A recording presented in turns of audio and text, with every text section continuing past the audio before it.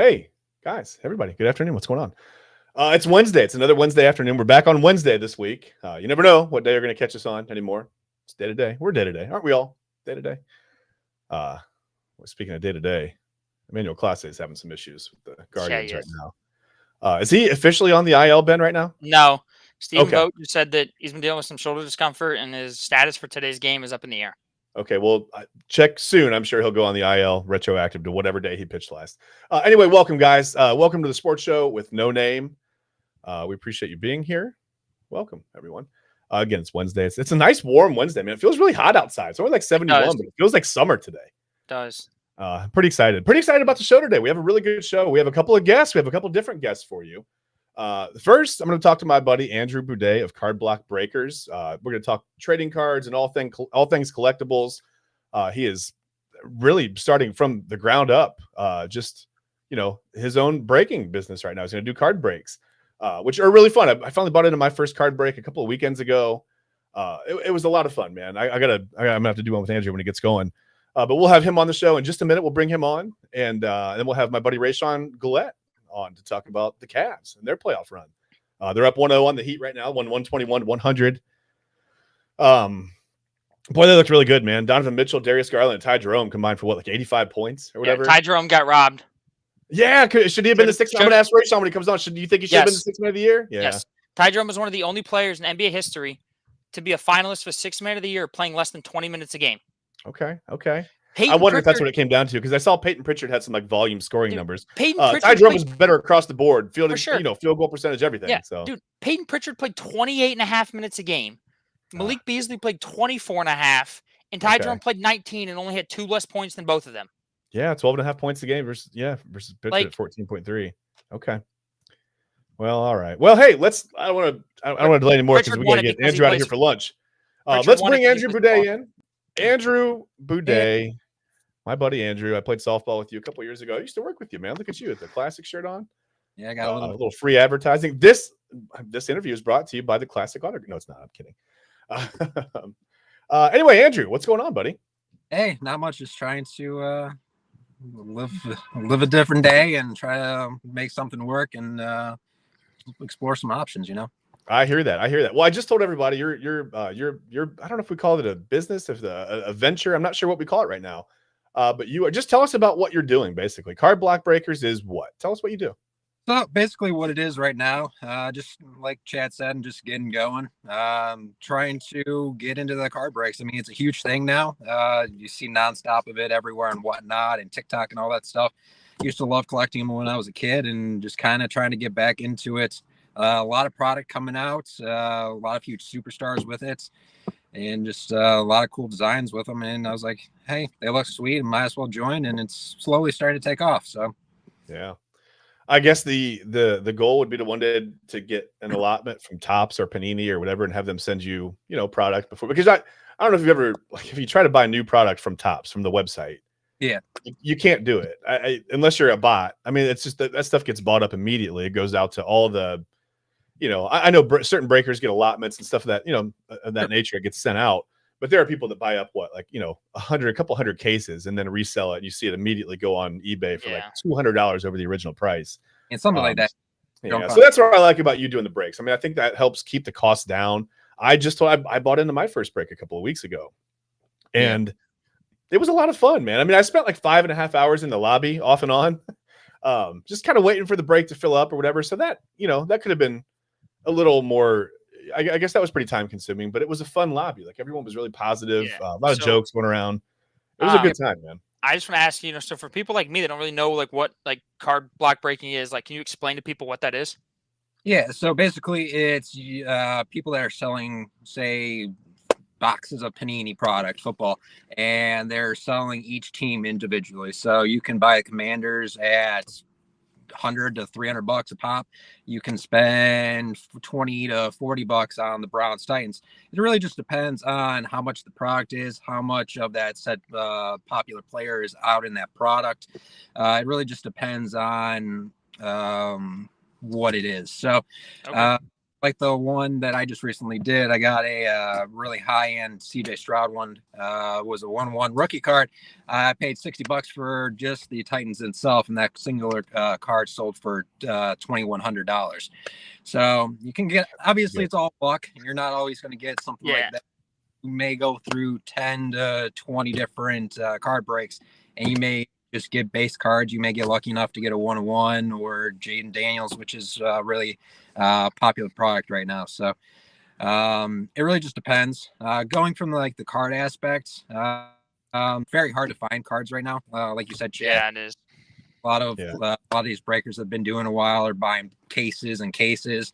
There's regular retail boxes where you can find at Walmart, Target, Dick's, those kind of places, and they're usually sold out within the day because people are lining up to get them and buying 4, 5, 6 at a time, and can't find them. And which is where you're looking on third-party sources, eBay, and they're $50-$60 marked up from what you can actually find it, and then you're paying on top of that and all the other stuff. So and if I'm going to pay more, I'd rather go. And if you can, obviously, I think it's better to go to your local card store. If you're going to pay a little more, I'd rather help, a mom and pop shop out where they've got the brick, they got all the overhead, rather than paying someone to ship it to me online. I have a card store like 2 minutes away from me. Okay. And Chad, you know this, but Andrew, I'm big into soccer. I'm a huge soccer guy. Okay. So when the MLS tops, when the new MLS tops came out, the ones that have the debut jersey patch on them, I went up to him. I was like, when these come in, I was like, can you hold a couple for me? He's like, yeah, I got you. He held a whole box for me. So I went up there and I pulled like 4 or 5 autos from the one pack. I didn't get any debut patches, but he held the box for me, and I was able to open one. So I thought that was pretty, like you said, like stuff like that is the reason why I'm going to choose him over going online or stuff like that, because he didn't have to hold one. He very well could have sold it, but he kept it. And then you got to be careful. I've heard nightmare stories about people getting their stuff and it looks like it's been maybe gone through and re-cellophaned. People are now going into Target with CT scanners and scanning individual packs to try to find hits. It's just, if you're doing that kind of stuff, I think you're in the hobby for the wrong reason. I agree. I get everybody wants to make a profit and you want to try to maximize the money that you're spending, but it's a little ridiculous. I have a question for you, actually. My wife says, what kind of cards will be your focus? Baseball, football? Are you brand specific? I mean, do you have anything in mind going forward? No, I'm not really brand specific right now. I think right now, kind of my main focus is a little bit more on football. I mean, it seems like that product seems to have market in off season, on season. Really, and especially with Topps and Panini and all those brands, they're fighting to get product right now. I mean, from when I first started, it felt like a product was coming out once every 2 weeks, and then now just this last 2 weeks, there's been 4 or 5 products that just came out within a week. So I know Topps is trying to get some of the logoing on their cards, so they're trying to push that market. Panini's trying to push it and flood it so they can keep their branding and all that stuff. So, but eventually, as I go, I'm going to try going into different sports, baseball, basketball, just trying to see where it really picks off. One thing I'm really doing different this time around, where most people aren't, they're just doing strictly cards from different boxes. So what I'm kind of doing with mine, but I actually have a couple autographed jerseys that are going to go on there as well. So they're mystery. So whatever team, whoever buys them, they're going to get that jersey as well with whatever cards they get. So I really thought the idea was cool, mainly because I didn't see it. So I wanted to try it out. I mean, that's always, I text Chad about this all the time. When you're trying to grow something, it's always good to do stuff different and stand out. So stuff like that, like when people buy and be like, dude, I got a signed jersey from this guy. They're gonna be like, oh, who is it? Maybe we get one too. And then, that's how your stuff grows. You just got to find a way to be. And then, if other companies, start selling jerseys, then you got to find something else quickly that changes your product from theirs. Cause then, you'll stay on top of the game. That's the way that's ways to grow your business and stuff like that. Yeah. And it's not like it's just bench players that are getting jerseys out there. There's a Bo Nix jersey, McCarthy jersey. There's Drew Brees in one. There's CJ Stroud. So they're stuff like that. Yeah. Like you said, it's not like it's, if somebody pulls the 60th man on an NFL roster and be like, I don't want this. Right. Like who wants this card? But like, but especially since the 60th man will be on the practice squad. So I don't know. but like he said, like if you pull a Drew Brees signed jersey from a pack and be like, oh my god, like this is cool. Like, and then he's going to tell his friend, and his friend's going to tell his friend, and then your whole business just grows. And that's I think it's really cool that you're like, a lot of people are scared to do stuff that they haven't seen, because like, oh well, what if it doesn't work? Okay, but what if it does everybody work? else does it this way, so I should do it this way. But that's but like, what if it does like work? to do? Yeah. Right. Like I think it's just I think it's good what you did, because like I said, it's going to help you grow. People are going to buy and be like, dude, I got a jersey from this guy. Like, I'm going to keep coming back here. Yeah. So Andrew, you have a show coming up really soon, right? Your first show. I do. It's going to be Friday night, May 2nd. It's going to be 19. It's going to be on the Whatnot app. The username's just Card Block Breakers. Just search that name. You'll be able to bookmark that show. Get yourself notifications. So if you want to hop on, I've been telling people, if you don't want to go on and buy something, if you want to hop on and at least just see what I got going on, more than merry to hop on and see it. I'll have to. I'm gonna have to sign up for a Whatnot account and come check you out. Do you have? Are you also? Do you have like a chat room going on in there, or where are you at right now? How does that work? It is set up for a chat. I do hop on about once a day just to kind of make sure everything's set up and whatnot, perfect, whatnot. So, but yeah, you're more hard not to use the word whatnot when you're talking about whatnot. Right? Yeah. You can't. It doesn't give you the option to prepay for the product yet, just because it's going to be a random draw. So you get to pick two numbers, two teams, and then you get to keep one of them. So I set up for the day of. So I think it's and going back to what you just mentioned, prepaid. I think that could be a way that to like limit these people from buying all these cards before everybody else can get out. Like I've seen Tops and Paninis like, oh, prepay here, and you can get one box, but then they just sign up for 14 different accounts and just prepay on 14 different accounts and get 14 different boxes. Yeah. And my wife just wants to make sure you're very visible. She said, how do you spell that? And what I'll do too is I'll put if you get me a link, I think you sent me a link. I actually have a link that I tried. I was testing it for you the other day to make sure I could get there, but I don't have a Whatnot account, so I have to sign up for that. But I got like 90% of the way there. And I'll put that link, I'll put that stuff in the show notes as well. But just tell everybody, if they're watching and they don't get a chance to look at the show notes, just tell them how to spell that and how to find you. Yep, it's just how it sounds. WHATNOT. It's just one word. It's right in the App Store or the Google Play Store. You go in there. It's a free app to download. Big yellow and black W. You know what I mean? Yeah. If you do go into there, I can't remember. Yeah, I like those colors. Yeah, it's you would, you weirdo. I'm a Steelers fan. So he's a Steelers fan. Yeah. So sometimes we mute him. It'll ask you to verify yourself, so scan your license and credit card and whatnot, just like anything else. But it's pretty easy. It's pretty simplistic when it comes to that. Okay. With my show, I am the only person going to be doing it, so trying to make it as fun as possible, but also try to streamline it and get the product out as fast as I can. So yeah, I think that's the biggest challenge is just getting everything through the post office. Honestly, like shipping it out. And when I did my break, I was shocked at how fast I got my cards, and I was really impressed with that. I was telling my wife the other day, I sent out 4 cards the other day. One went to Utah, the other one to California, one went to Canton, Ohio, and then down in Florida. The one in California got their card, and the one in Canton still has not gotten it yet, and it's been almost 3 weeks. So the USPS, that's crazy. I don't know. Well, this interview is not brought to you by the United States Postal Service. Come on, USPS, what are you doing? Two thumbs down. That's really funny. Yeah, well, that happens. I guess sometimes when they're going a little further, they get rushed out. Maybe, I don't know. Local, it's like, whatever. We got a couple days. Yeah. And I suppose it matters on how you send it too. I never really could figure. I've sold a couple of cards on eBay, just individual cards. I haven't tried to do what you're doing. I think it's adventurous, man. It's brazen for sure. But yeah, I've tried to sell a couple of cards. Well, I've sold a couple of cards on eBay and I send them out and I really don't know what I'm doing, man. When I go to print like the labels and I'm like putting them in an envelope, I try to protect them as well as I can. Penny sleeve, top loader, cardboard around it or whatever. But last time I was there, they helped me out. They said, this cardboard's a little too thick. You don't want to do that because it can't go through the machine. So it's like, there's so much to learn, man. There's like little skinny cardboard pieces that you can get that are specifically for shipping. There's so much that goes into it. And you and I have texted about this, like just how much overhead there really is to even start up something just so simple as like just trying to give people cards online, for buying into a break or whatever.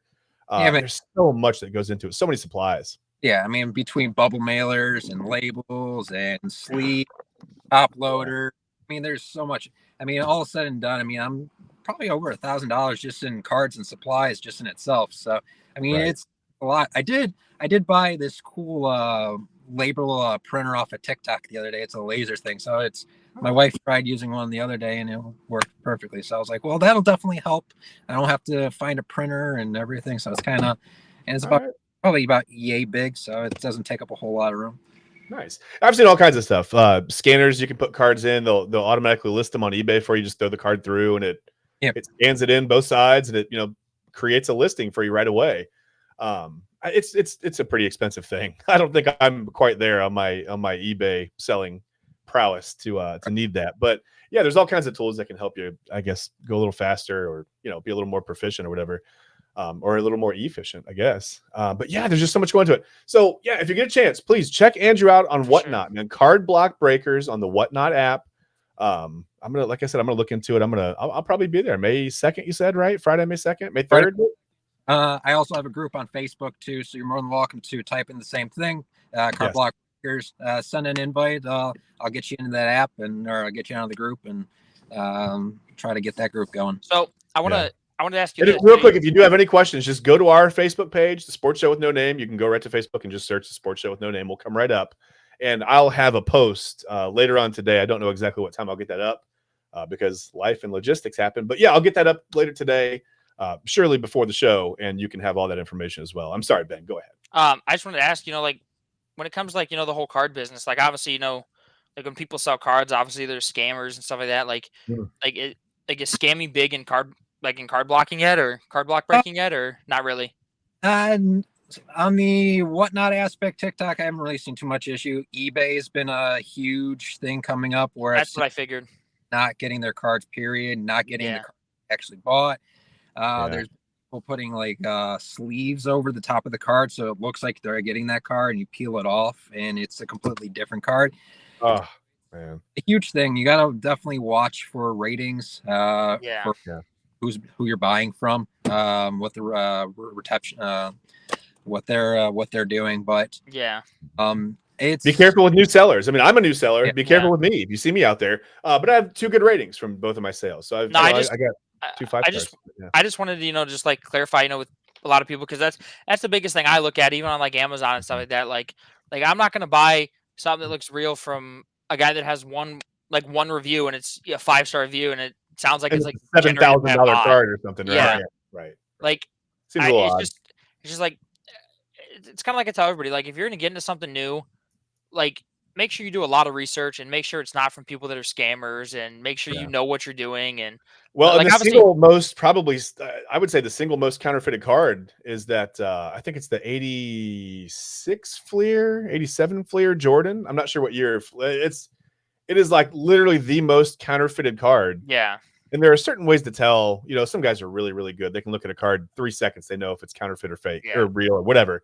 But yeah, there's certain ways. I mean, there's just all kinds of people that it's just, I've heard of breakers, physically trying to hide cards out of the pack. It just like, I just know how bad that, like people would feel like, of like if you pay, like you said, if it's one of the more expensive teams, like $300 for a team, and then you get scammed and you don't receive any of it, now you're down $300 and you're like, well, that was a waste of money. And then they never go back to it again. And it's like, and it's so easy to blame the post office, right? Well, exactly. Here's the tracking number. And then that's how, like stuff like, card block breaking, that's how people lose interest, and that's how the whole thing just dies away because of people getting scammed. And it's like if you want stuff to stay around and stay relevant, like you gotta be loyal to it, and you can't just scam people, or else it's just gonna go away in 2-3 years. No, absolutely. Yeah, Andrew's not going to do that to you. He won't. Card block breakers isn't going to do that to you. I know. No, I'm not telling you. I'm just telling everybody listening. Like, card block breakers won't do that to you. So if you want to buy into a break, if you've never done it before, I think this is honestly just a great time to do it. Right, buy into a brand new break with someone who's kind of brand new into the business. Everybody can kind of get their feet wet together. But it was such a good time. Like I said, the one experience that I had was so positive. But you do have to do your research, because there are some people out there that I, quite frankly, would not want to spend my money with in this hobby. Correct. And you just have to do a little research and read. I did plenty of research on, all the companies I was considering before. And to be fair, Card Block Breakers was not a thing. They hadn't had a show yet, so that's not my fault. But yeah, you got to do your research. Be careful. As always, if you don't know, find somebody. There's another group on Facebook that I'm hesitant to share the name of. I don't think they would care. It's just that you get a mixed bag when you ask a question in this group. It's sports card nonsense. Okay. And Andrew, I think you're in there as well. I am. Yep. You've seen some of the responses on there when people ask honest questions. I mean, you get a bunch of class clowns, you get a bunch of real answers, some fake answers, whatever. You got to sift through that even. But there are people in there, and I do have a buddy, and I'll talk to him off the show. I'm not going to say his name on the show without talking to him, but I know that he is, and the boy says, love me some sports card nonsense, right? But I do have a buddy that's really, really big into this world. I mean, he's spent serious money, buying and selling cards. And he's another guy that can look at the Jordan card and tell you if it's counterfeit or real right away. But if you ever, maybe, Andrew, I'll try to hook you up with him maybe. But he's a great guy. He's just a great resource for questions. I've been tempted to ask him a few things myself. So maybe I'll try to get him on the show. We can all talk about this together one day. Andrew, while we have you here, let me ask you this. The NFL draft is tomorrow. Yeah. And, you're a Browns fan, right? Oh, for sure. The Browns have a propensity for what do I want to say? Blowing these things. Yeah, usually. I mean, just quite frankly, they have a propensity for not getting these kinds of things right. They have the number 2 pick in the draft, which I think is the perfect spot because I feel like there's a lot of pressure when you're number 1 overall, right? Like you can't miss on that. It's like a little easier to take a miss at 2, but I also feel like it's easier because it's like, okay, somebody else took a chance on the number 1 guy. Now let's just go with what do you do? Best fit, best available player, the biggest need. What do you think the Browns are going to do with their number 2 pick tomorrow? It's so hard with them just because they haven't really addressed much through free agency. Yeah, they brought in a couple quarterbacks. Mm-hmm. I mean, namely Kenny Pickett and Joe Flacco. Yeah, I mean, you know exactly what you're hopefully getting out of Flacco from. They got 2 Super Bowl champions. Yeah, I mean, honestly, my opinion, my proxy, yes, but okay. They never should have got rid of Flacco in the first place. So that's kind of their mistake. But I'd love the year of Jameis Winston. Yeah. I'm glad we had that experience. Jameis Winston is, man, it's fun. Okay. The boy says they're going to shock the world and draft Jackson Dart and totally screw it up. It's not going to be a good thing. I personally always wanted them to trade down. It's not an overly strong draft class to begin with. No. Sure. A lot of toss-ups. I'm sure he's got the talent. I don't think he's the right fit, especially with Stefanski wanting to change the process of what the offense is. I don't think he would ultimately be the right fit for it. Carter would be ideal for the other end of Myles Garrett because we've been searching for how long to have that ideal piece so he can get triple teamed, double teamed. I mean, our defense is huge, and right now they need a little bit of help on that end. Travis Hunter is. But you do have to score points too. You have to score points.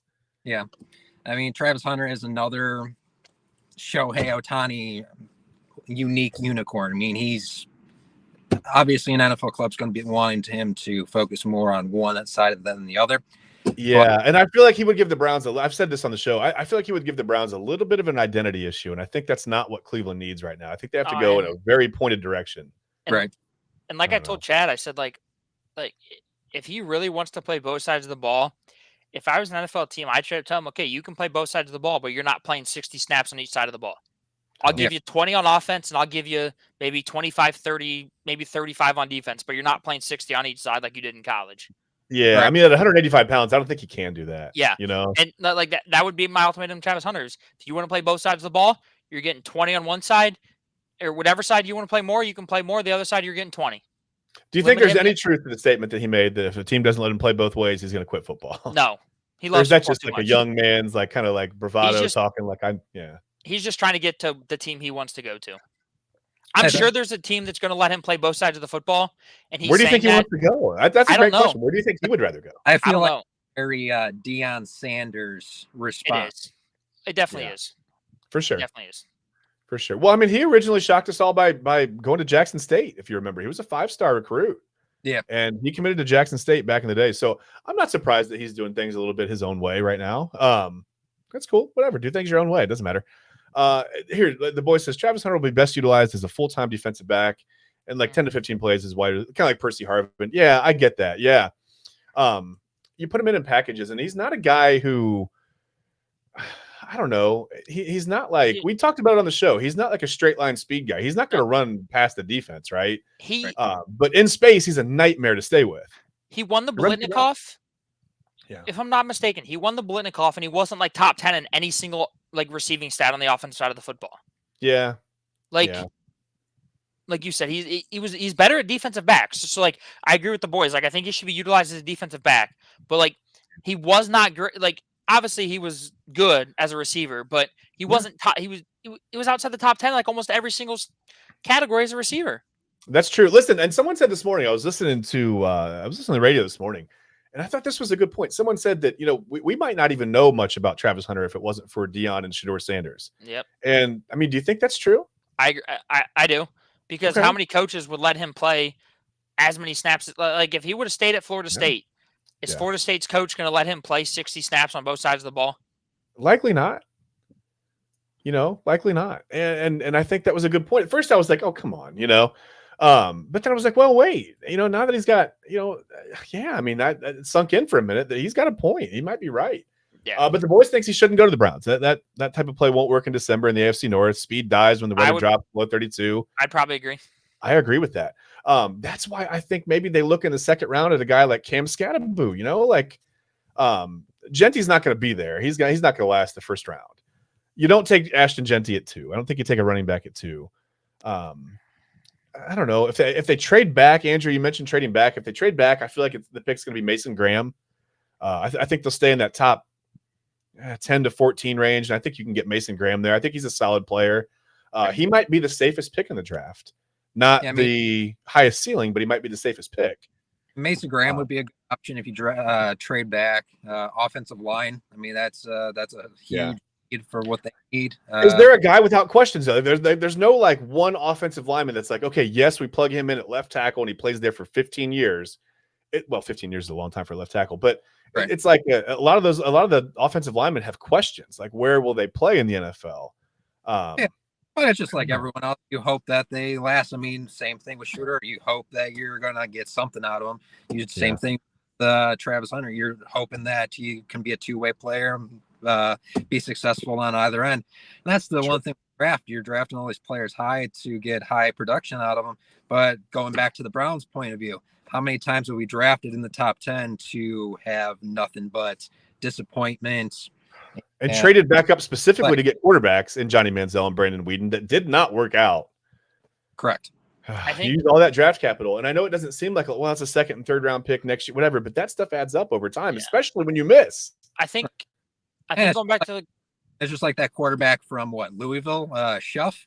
I mean, they're saying he's got all the process in the world to be the top quarterback in it, but they're going back to the age where, well, we don't want the Browns to take him because we had that thought of Brandon Weeden stuck in our head. We've been burnt on that. Yeah. So, right. I think going back to what Andrew was saying about like you're drafting these guys hoping that they're going to be good. I think a guy like Abdul Carter, like he's going to be good just because of his size and his speed and his strength. Like he might not be elite. He might not be like Myles Garrett level, but he's going to get you, 5 to 6 sacks a year. And with Myles Garrett, you just need somebody on the other side of the line that can draw some attention and that's athletic enough to make some noise, right? Yeah. Mm-hmm. And he certainly can make some noise. The boys said Scatterboo equals Madden cover Peyton Hillis, not CIA Peyton Hillis, but Madden cover Peyton Hillis. That's good. CIA cover Peyton Hillis is not good if you're a football or if you're a franchise. He also said that another FCS lineman from North Dakota State is like a machine. Gray Zabel, keep your eye on him, says the boys. Yeah, keep your eye on Gray Zabel. He'll be in the league for a decade. A decade's a good career. Andrew, I'm going to get you out of here. Thank you so much for being on the show today. Again, go to Facebook, Card Block Breakers, Whatnot. Again, sign yourself up for a Whatnot account and check out Card Block Breakers. Again, Andrew, I'm going to get all the stuff. I'll put a post up on Facebook on the show page in a little bit. And as we turn the lights out on him there, I don't know what happened. Oh, there he is. Okay. I thought it suddenly went night on you. I was like, wow, we've been talking for a really long time. The sun just went down. Amazing. I knew I could talk. My wife would tell you I can talk. But anyway, thank you for being on, man. We'll have you on again. I'll put all the information. Give me the date, the time, the link, give me all that stuff. If you text it to me, I'll put it in a post later for the show. Yeah, for sure. I'll definitely do that for you guys. And I appreciate you guys having me. Okay, absolutely, man. Anytime. It was great talking to you, and we'll talk to you soon. All right, guys. Have a good one. You too, as buddy. well. Okay, I just want to take a moment to reflect real quick on what we're doing because I have another guest waiting in the lobby right now, and it's my buddy Rayshone Gullatt. We're going to talk about the Cavs. We're going to talk about their playoff run. I told you they just won Game 1 over Miami, 121 to 100. Let's go Cavs. Yeah, I mean, all kinds of production from maybe the guy who should have been the sixth man of the year. We'll talk to Rayshone about that in just a minute here.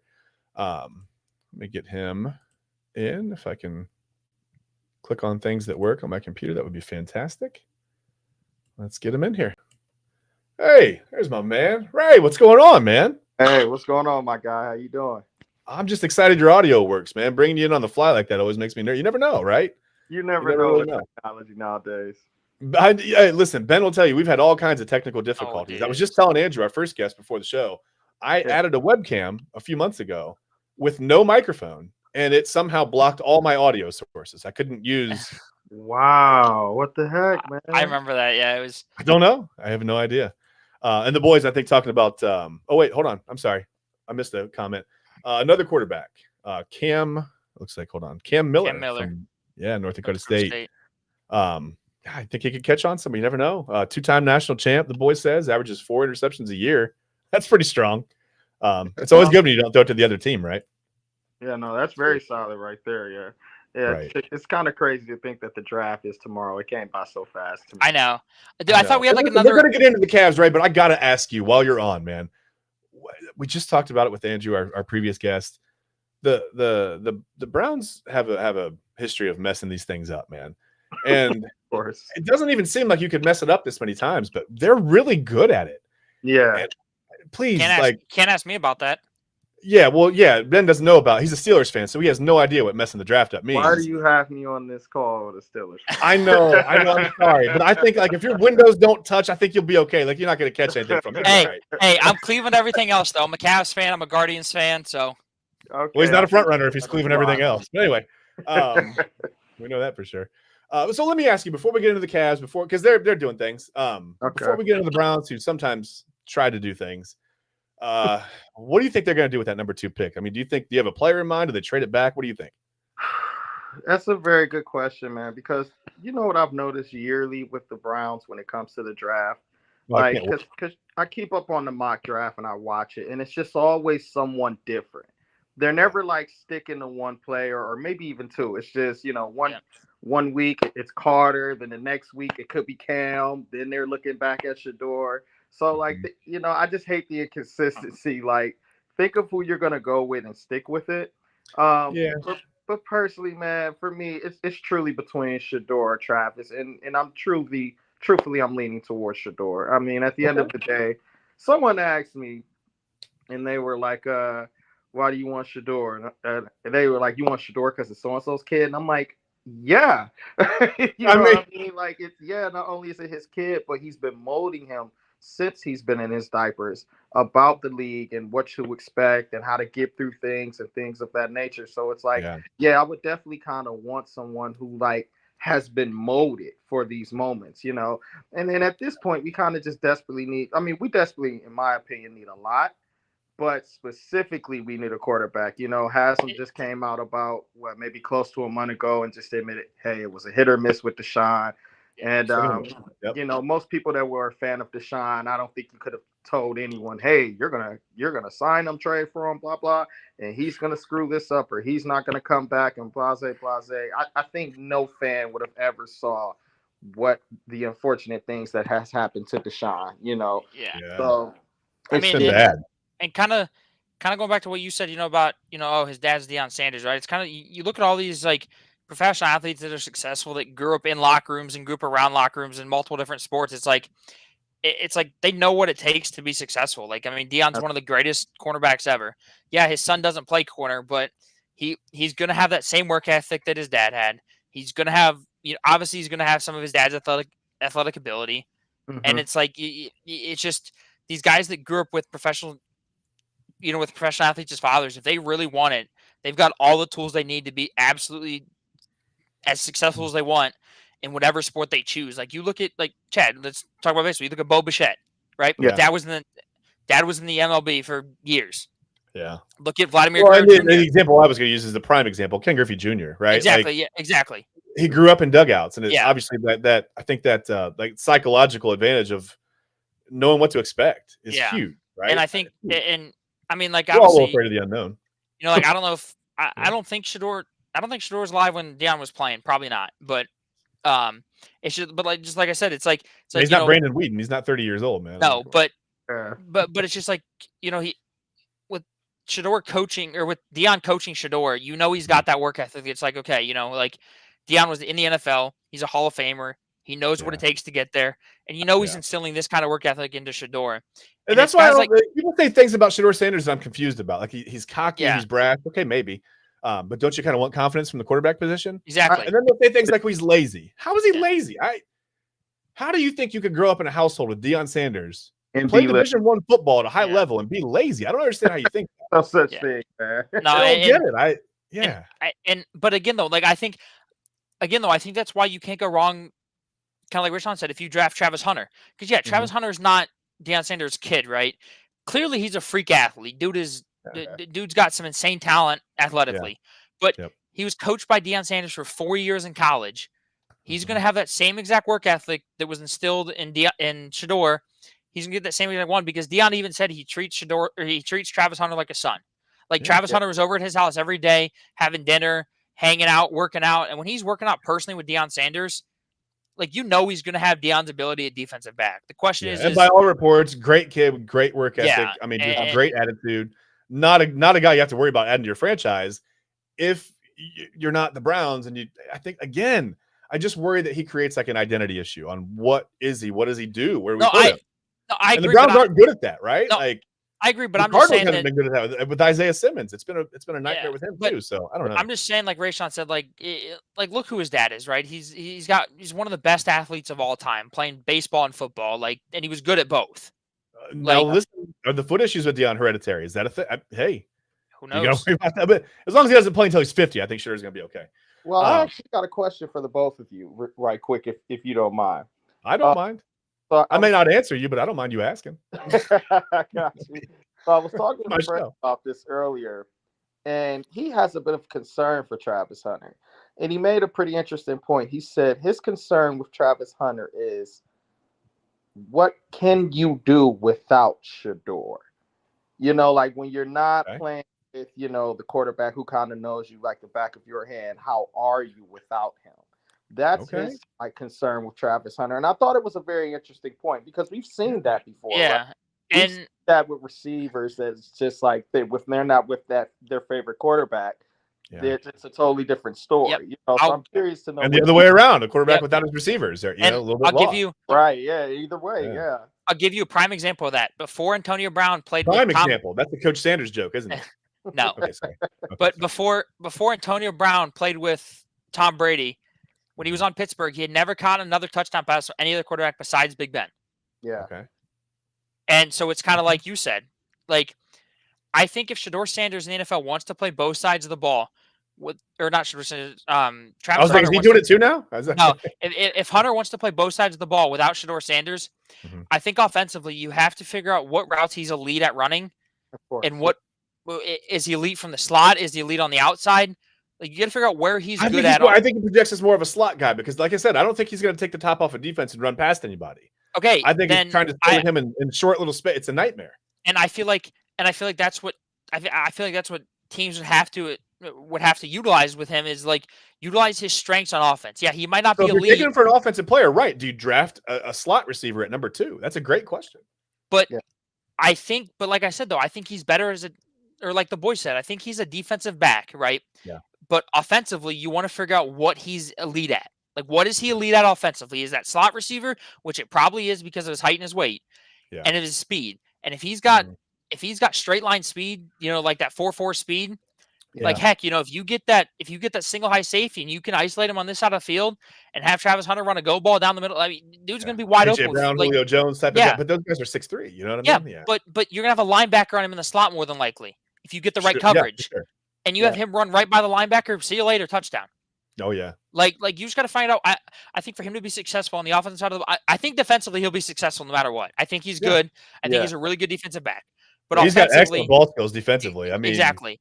And I think offensively, you just have to figure out what he's good at offensively, and but the boys, he's not that fast. He's more of like a 4-4-4-5 guy. But still, how many linebackers are running 4-4-4-5? Some of them. But not all of them though. That's what I'm saying. If you get not me. Though, if you get the right matchup, and then I can run a 4-4-20, but no. If you get the right matchup, right? Like if you get the right matchup on a slow linebacker, he's going to blow right by him, right? Okay. And even if he's matched up on a linebacker that is a 4-4-4-5, like you said, Chad, he's going to be able to use his shiftiness and his quickness to get open on a little slant, a little out route. A lot of guys don't have just don't have the lateral quickness to stay with him. Like I just think you have to find out what he's good at on offense. Yeah. To make him successful on offense without listen. Shador. I don't know what he's good. I don't know what he's going to be good at on offense, but I know what the Cavs were good at on offense the other night. I was scoring the bucket. I was scoring the ball. Yeah, they were like a walking bucket. I want to ask you, Rayshone, before we get into this, we got to talk about the Cavs because they're up 1-0 on the Heat. I mean, they're probably going to win the series. I don't know. I'll ask you about that in a minute. But first of all, before we get going, should Ty Jerome have won Sixth Man of the Year? Do you think? Oh man, so. I hate that you asked me that because Am I biased? Is that a biased question? I don't know. I hate that you asked me it because I'm a very big fan of Pritchard. Okay. So, all right. I like them both. Okay. I actually use Pritchard a lot on 2K. So I'm a very. So you're biased. All right. I asked them. Okay. I'm a real big fan of Pritchard, sincerely. Okay. But Ty Jerome, he had a hell of a year, man. And it's just one of those things, I think, where it boiled down to Pritchard's stats just being like a tad bit better when you go look at it. And then ultimately, it's sometimes you just kind of get favoritism when you're the champs, So that's fair. But I'll say this though. They're the large market team, they're the defending champs. Yeah, I mean, but I'll say this though. Only stat Peyton Pritchard was better at was points per game. So is that all you're looking at? Points and rebounds, actually. Rebounds, he actually got over a rebound per game better. But still, if that's all you're looking at, then but that just got to change the word then. Threes and get his own long rebounds, right? But I mean, and in the first game of the season, didn't this guy put up 8 to 10 threes? Pritchard did. So he's been making noise. He's playing starter numbers though. I don't think that's fair to compare. I think he only scored 8 points in their playoff in their first round or in their first game. I'm not sure. Maybe I'm wrong about that. I don't know. I'm just playing devil's advocate. I get it. I think Peyton Pritchard is a good player. I'm just saying that you look at the other two guys in this, that were finalists. Malik Beasley's playing 24.5 minutes a game. Peyton Pritchard's playing 26, 28 minutes a game. 28.5, yeah. Yeah. And then Ty Jerome's down under 20. Ty Jerome, I told Chad this. Ty Jerome is one of the only players in NBA history to be a finalist for Sixth Man of the Year, playing less than 20 minutes a game. Yeah. And maybe in the end, that's why he didn't win it. Maybe they thought he didn't get enough time on the court. It could be, but if you look at his stats, he was close to being the only 50, 40, 90 player this year. But you know what I also think, and I wish the league would linebackers. This do not reward players until the playoffs are over. I agree. Season and the playoffs, I agree. And that's my biggest thing. But Adam Silver, he's kind of doing what he's doing. But I wish they wouldn't reward players until the playoffs are over. Makes sense. I'll say this though. But then you couldn't have individual playoff awards. There's marketing there, so you got to. I would agree with you on this, but I think you should do it. I think you should do it after the first 2 rounds are over, because what if, what if Boston and the Cavs play in the, in the conference final, right? Mm-hmm. And then Malik Beasley made it to the playoffs. So he's still a Sixth Man of the Year candidate. Probably wouldn't win it, but I think if you get to the conference final, and say Ty Jerome outperforms Peyton Pritchard, yeah, definitely it's probably going to be Ty Jerome. But like you said, I think that it was before the playoffs. I think it favored Peyton Pritchard because, like you said, they're the defending champs. He's got everything going for him, and I just everybody watches Boston a million times a year on national TV, right? Yeah. And I think that, like you said, I agree with you that I think they should be. I don't think they should be done after the playoffs, but I think they should be done before the NBA Finals. It was probably all that run he was getting in 2K from Ray, man. I'm sure that's what did it at the end of the day. Kind of just, kind of just separate. You did this to us, man. Kind of just separate. I think you should leave the NBA Finals and the awards for the NBA Finals separate from the regular season. I think if you're gonna do it, I think move it to after the conference finals, because then you kind of get a sense of like, okay, these two guys have been catalyst all year, and if one of them completely like goes ghost in the conference finals, you're like, okay, was he just eating on people not really trying in the regular season? It is kind of crazy to think that you could name an MVP and then there's a guy that could play 20 more games. You know what I mean? Exactly. Like, or whatever. Exactly. Yeah, that's Dude, wild. There's a possibility you could play 28 games in the postseason. Yeah. All you have to do to win the finals is go 16-12. Right. Like you got to play In the barely right above order. 5. Yeah, you got to You can't barely start play. 0-4. Yeah, but you got to play barely above 500 basketball to win the finals. Yeah. So you're telling me, Chad, like you said, like a something guy the Grizzlies are not aware of right now, by the way. Yeah, but like, don't get me started on them. Goodness gracious. Say the Pistons lose in the first round, right? Dismantling Memphis. Okay, go ahead. Sorry. Say the Pistons lose in the first round, right? Okay. And say the Cavs make it to the finals. Ty Jerome's going to play at least like 15 more games than Malik Beasley, and Ty Jerome finished third behind Beasley. Like that doesn't make sense. Yeah. Okay. Here's a question from the boys. This is a good question. This is a really good question, especially for baseball. Should postseason stats count towards your overall stats? Yes, because it's part of that season.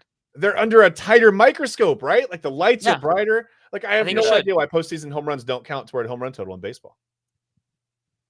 See, I didn't know I thought they did. Yeah. I don't know. See, I think they should, especially in baseball, because baseball is one of the toughest sports in the world. Baseball's hard, and maybe they do in baseball. I don't know. Maybe they do. But no, I agree. Boys, find that out for me real quick. I've got the boys is like the guy in the truck, man. Remember, like you used to watch they'd have the guy in the truck that would do all the research? But I agree that like I think awards should be moved to at least before the finals. Okay, that's fair. Keep the finals separate. Keep the World Series separate, or keep the Super Bowl separate. But maybe name all those conference championships after league championship series. I get that. I understand. That makes sense to me. I get it. And I think something else too that kind of goes a little under the radar that we should look at is the effectiveness by those players. Like, okay, prime example, if Peyton Pritchard, right, was to, let's hypothetically say, get injured for the next month, and then we look at how his team performs. Are they better without him, or are they still better with him? You know what I mean? I think like things like that matter as well. Because I agree. You could just have players in such a dominant system to where they're kind of just riding the coattail, and it's like, yeah, easy for them to average 15 points. I mean, look at the team. I agree. Well, we talked about like some of the women that go to UConn, and you're a part of a machine, right? Yeah. And you plug yourself in, and you win 3 championships or whatever, and you're considered one of the greatest of all time. But really, you were kind of a cog in that machine. Not that they're not great players. Exactly. It's different from someone like Caitlin Clark at Iowa, who's like maybe that's not the traditional path to stardom. You know what I mean? But I think she has Angel Reese to thank for a lot of that stardom as well. So no, but I agree with you, Ray. Though I think they should take into effectiveness, or I think they should take into account like how effective you really are to your team. Like you said, like if you're injured and you miss some games, what was your team's record? Like, are they better? Were they better without you? Were they better with you? Like, I think that should all be taken into accountability and not just, they're a big market team, so let's just reward them for being a big market team. Yeah. The boys' comment here, Chris Taylor, I think is the guy. Like Chris Taylor, you never hear about him in the regular season, right? Yeah. And then he has some of the most clutch at bats in the postseason it's wild. It is. I think that's a great point. Yeah, the guy who just kind of is there and then balls out in the playoffs, and all of a sudden he's Mr. October, right? Like he's Reggie Jackson. I mean, there's a false equivalency there too. I think it goes both ways. Some guys are just better when the lights are brighter, and some guys are Aaron Judge. Sorry, Yankees. And I just want to throw this out there too. Like I saw a stat that Ty Jerome this year without Donovan Mitchell or Darius Garland is averaging like 25 points per game, and he's shooting like 52% from the field and like 45% from three. And I saw a stat with Peyton Pritchard without Jaylen Brown or Jason Tatum, he's averaging the same amount of points, same amount of rebounds. Everything is like almost identically the same, and you kind of wonder, okay, like going back to what you said, Ray, if Peyton Pritchard was to just get hurt, what would happen with the Celtics? I think they'd be. Would they just find someone else to chew up that time and those numbers? Let me ask you this: just to get back to the Cavs, Game 2 is tonight, right, in Cleveland, Rocket Arena. They'll take on the Heat. What do the Heat have to do differently to not lose by 21 points? I mean, how do they? Are they going to be able to? What do they have to do to try to split here and go back 1-1 to Miami? Ray. You want to go first on that? Yeah, please. Yeah, go ahead. You're the guy, man. We don't know anything about basketball. We barely know how to dribble, bro. Like, we're out. Yeah, man. I just, me personally, man, like, and I'm not trying to completely sound like a homer, even though, I will admit I could be a homer for the Cavs. But I just personally think Miami Heat, they don't stand a chance. No, I don't think. Okay. Yeah, they have no business in there. Like, I was talking to a family member earlier, excuse me, not earlier, but last week. And, due to things that just happen with the Cavs, the usual things to where they're balling in the regular season, then playoffs, they seem to lay an egg at times. He just kind of was going through the paranoid emotions of it. And he's like, man, I don't know, Miami. And I'm like, what do you mean you don't know Miami? What is Miami about to do? Like, Jimmy's gone. He's not there anymore. It's not a situation, like, to me personally, and I've been saying this for years, Bam Adebayo's not like that. I'm sorry. To me, he's just not like that. Like, he's good. He's good. Was it never Eric Spoelstra, or was it always the players, right? Like, he's always had and I like Eric Spoelstra as a coach, but like, for Bam, for me, like, you're third option at best. Yeah. Like, I just don't think Bam's that. I mean, you look at him, 6'9". The name is the first option name. Bam is a great name, but third option starts scoring it. Yeah, but and it's not to say that the guy doesn't have any game, because he does. Sure. But so far as being that guy to, hey, give me the ball for the next couple of minutes, I'm gonna close this game out for us, being that leader, it's just not in him. It's just not. Tyler, we got to see what Tyler's made of, because we haven't seen you in the playoffs since the bubble. So we got to see what you're made of, if you're really built for this. I just don't think. And then when you look at Miami, it's not like, I told my friend this. I said, it's not like a situation with Golden State. When you look at Golden State, they're not really a play-in team. They just, due to losing their last 3 games and falling to the 7th seed, and due to this new play-in situation, they're in at the mercy of being a play-in team. But they're not a play-in team. Which everybody keeps blaming on LeBron, by the way. Everybody's blaming the play-in on LeBron. Which is weird. But it's really weird. I thought he came out as being against it when it first came. Whatever, I don't know. People blame everything on LeBron, man. That's the way to do it. Exactly. But then it's like, you look at Miami, and they legitimately have a losing record. And if it wasn't for the play-in, they wouldn't be in the playoffs. Yep. So it's, I just told them, like, and here we go again, where the West is a little bit stronger, maybe top to bottom. Yeah, the West is very strong. But so far as Miami, man, I don't think there's anything they can do. I think this series is 4-0, 4-1. I think the boys agrees with you. He said they're going to need a natural disaster and a meteor strike, not just hot shooting from the outside. They're going to need some of that stuff too. Yeah, like a natural disaster, something out of the ordinary has got to happen. Okay, so let me ask you this then. Hold on, Ben. Let me ask you this one real quick, Ray. So you think it's 4-0, 4-1, probably, right? Yeah. It looks like the Pacers are going to take out the Bucks. They're up 2-0 on Milwaukee. That series is so sad. I mean, it just doesn't look like Milwaukee's ready to play in the playoffs. But so if it is the Pacers, I think an interesting thing is to know the Pacers beat the Cavs 3 out of 4 times in the regular season. Now, 2 of those times they didn't have Donovan Mitchell or Darius Garland. So I don't know that matters. But should we be concerned about that if it's the Pacers in round 2? Well, I mean, of course, it absolutely matters if you don't have, those 2 guys in your backcourt, especially one of them who's a scoring machine. Yeah. And this series, now, this is the round I will be a little concerned about. I'm not concerned about Miami, but with the Pacers, like, the more I watch them, guaranteed, like, they're Milwaukee's kryptonite. They're just running circles around them. So, you're not too impressed with what they're doing in the first round.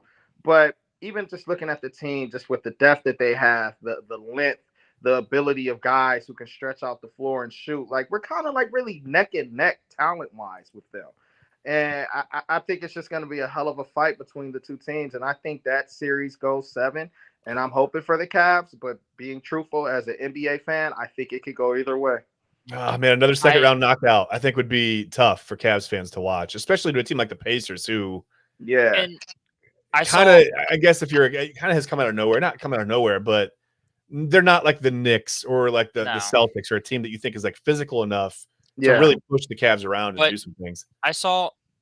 The regular season doesn't matter, by the way. I agree. I saw a clip of Patrick Beverley saying that if Garland and Mitchell both stay locked in on defense, this Cavs team can win it all. And I fully agree, because when they're not trying on defense and they're not really caring, like you've seen point guards go for, 25, 30 points. And you're like, wait, how do they just score 30? And you're like, well, Yeah. because you look at a play and gets by Darius Garland. Darius Garland just stands there and looks at him. And you're like, It's never within you 6 play feet of him. defense or Yeah.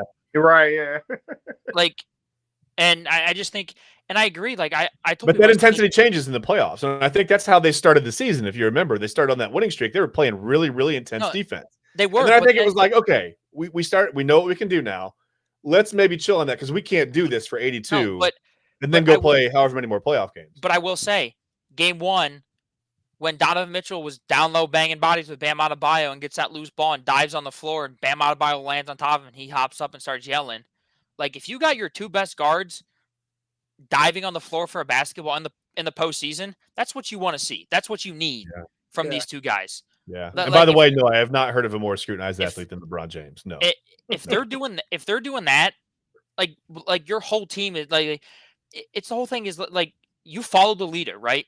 And your leader is Donovan Mitchell. If he's out there diving on the floor for loose balls, your whole team is going to be out there diving on the floor for loose balls. Absolutely. And in the postseason, it's like Matthew Dellavedova. You remember he went for every single loose ball. That dude did not give up on a loose ball.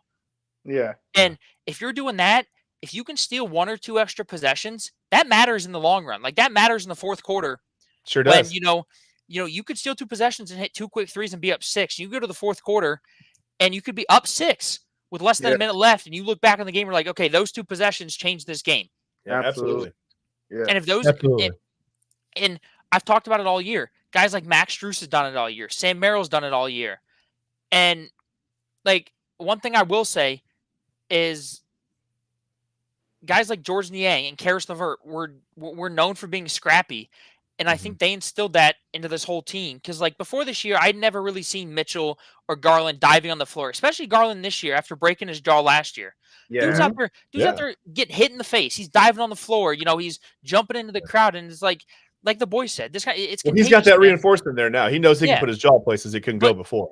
but like the boy said, like scrappiness in basketball, it's contagious. If one guy's doing it, everybody's going to want to do it. And I think when you get to that Boston series, right? Like if you look at that Boston, there's going to be a lot of emotion there. No, there is. But if you look at that Boston team, right? The only guys that I can think of off the top of my head that are going to go out and lay out for every loose ball and go as hard as they can. Tatum's not doing it. No. And it's true to the fact that Boston's going to sign Kelly Olynyk to come back and be an assassin in that series. Jaylen Brown's not doing it. I can tell you, Kristaps Porzingis, he's not doing it. Yeah. So that leaves you with Derek White and Drew Holiday. Yeah. Hey, Ray, before we get out of here, let me ask you real quick. I'm sorry, Ben, I had to cut you off. We're almost at an hour already. I can't believe how fast the show goes. But, okay, so we talked about game 1 just before you came on. Donovan Mitchell, Darius Garland, Ty Jerome combined for 85 points. Evan Mobley was relatively quiet. Now, when you've got your backcourt going the way they were, maybe that's okay, right? It's not you don't need the numbers from him. 9 points, 7 rebounds. Is that sustainable going forward against a team like the Pacers or against a team like the Celtics? Or are we going to need Evan Mobley to step up and have some big games here down the stretch? Oh, no, it's very sustainable against Miami. But, yeah, when we get to the Pacers and a potential Boston, we're going to need a lot more from him. Yeah. And so when does Evan Mobley switch over to being the lead? Because Ben, you made a great point. Donovan Mitchell is the heart and soul of the team. When does that become Evan Mobley like we've all been kind of waiting for? Well, I think as long as Donovan Mitchell is here, I think it's his team. Okay. But I think it's going to be kind of one of those things, that I feel like he's trying to pass the torch, though, don't you, Ray? Like he's trying. He's trying to, but I think I just don't think Mobley's ready yet. I don't think he's matured enough yet. He's Ray, what do you think? I mean, how old is Mobley right now? He's 23. He's 23. So he's still young. He's got some time, right? Like you don't hit your athletic prime till you're 26. Right. Ray, what do you think? I mean, do you think Mobley's ready? You think he should be ready? You think he's behind Ed? I mean, where do you think he's at right now? For the big moment in the playoffs right now? Yeah, I think he needs to get ready. I like what Kenny has done with him since he has gotten there, gotten him to that next level. So I think this is the best time to get ready for sure. I agree. And I think we'd all like to see him have a 25 and 10 just so we all feel a little better, right? Like for sure. And I want to say this, though. I told people this before the year started. I said, if Evan Mobley can consistently shoot the 3-ball, he will be a force to be reckoned with in the NBA. Because now, not only do you have to defend the post, right? You got to step out and defend a 7-footer shooting a 3-ball that can pump fake it and take 2 steps and yam it on your center. Against a team, by the way, now that is much better at moving without the ball. Exactly. And you look at Mobley this year has made more threes this year than his previous 3 seasons combined. He becomes Kevin Love with a better inside game. Yeah. And he's shooting 37% from 3, which is above And league he's average. a defensive presence in there, by the way, too. Exactly. Yeah. And so, like, not like the one time we saw Kevin Love D it up on Steph Curry, which we needed that, but no, but like you said, Chad, I think it's kind of one of, or kind of like Ray said, I think it's sustainable against a team like, you know, the Heat. But when you get to, you know, the Pacers, and hopefully you get to Boston, and hopefully you get to, you know, the Thunder, right? You're going to need those games where Evan Mobley goes on a stretch, you know, where he hits, you know, 3 straight threes and blocks a couple shots and gets a couple assists. And you're going to be like, okay, wait, maybe this guy is the future of the NBA or the future face of the Cavs. And I don't think he can continue. I don't think he can continue to be a role player. And no, I don't think this Cavs team will go anywhere. But that's the thing, though, is I don't think, like Ray said, I love what Kenny Atkins has done with him, but I think in that game, I think he was just riding with the hot hand, right? Ty Jerome was hot. Garland was hot. Mitchell was hot, and you didn't need Mobley, right? You didn't need Mobley to go out there and give you, you know, 25 and 12. Well, hopefully he's a coach of the year, right? He won coach of the year. Hopefully he'll figure that out. We got to get out of here. Game 2 is tonight, 7:30, Rocket Arena. If you're going, let us know. Comment on Facebook, on YouTube, whatever. Tell us you're going to be there. Maybe, you know, I don't know, post a picture to the site, or I don't know if you can do that. But let us know if you're going to go to the game. If you're just going to watch, let us know that as well. But we got to get out of here. I want to thank our guest, Andrew Buday from Card Block Breakers, was with us for the first half of the show. Nice My man, Rayshone Gullatt, with us for the second half of the show. It's always good to catch up with you, man. Sure. We'll have you back on maybe when the Cavs take care of the Heat here. We move on to see the Pacers, or if the Bucks can come back in that series. We'll see what's going on. And then we'll have you back on when the Cavs win the finals, too. Fair enough, yeah. I'm going to have you back on because we talked about they went 82-0. You had to buy me dinner. And you got lucky. They lost about 18 games. You got lucky because I eat a lot, man. Like, I eat more than my fair share. I'll tell you that right now. So you dodged the bullet there. But, man, anytime you're welcome back on the show, anytime. Thanks for being on with us today. For Ben Bales and for Rayshone and for Andrew Buday. I'm your host. I'm Chad Bryan. Thanks for watching the Sports Show with No Name. We'll see you next week, guys. Sure. Browns screw this thing up tomorrow. Woo.